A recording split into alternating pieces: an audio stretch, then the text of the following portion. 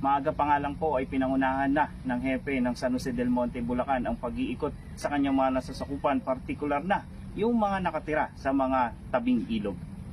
Sige, ingat po kayo. Lalo na mga bata. Ha? Ang dami pala. Ilan po kayo lahat dyan? Ma'am, gusto kayo dyan? Anin, ikaw ang pamilya. Ito lang ang bahay, anin.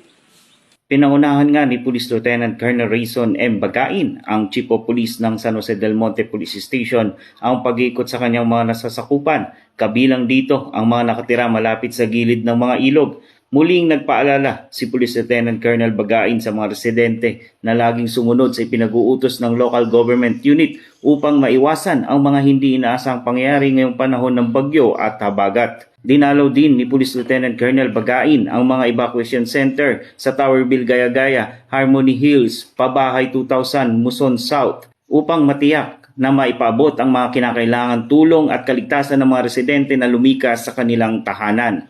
Sinisiguro naman ng hepe ng San Jose del Monte na nakahanda ang kanilang mga tauhan sa ganitong sitwasyon. Sa ngayon po ang sitwasyon dito sa San Jose del Monte, Bulacan ay makulimlim at umaambon na lamang po at minsan nagpapakita din ng haring araw.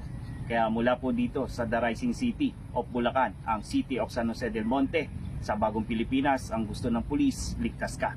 Ako po ang inyong PNN correspondent, Police Senior Master Sergeant Jurico Habanete.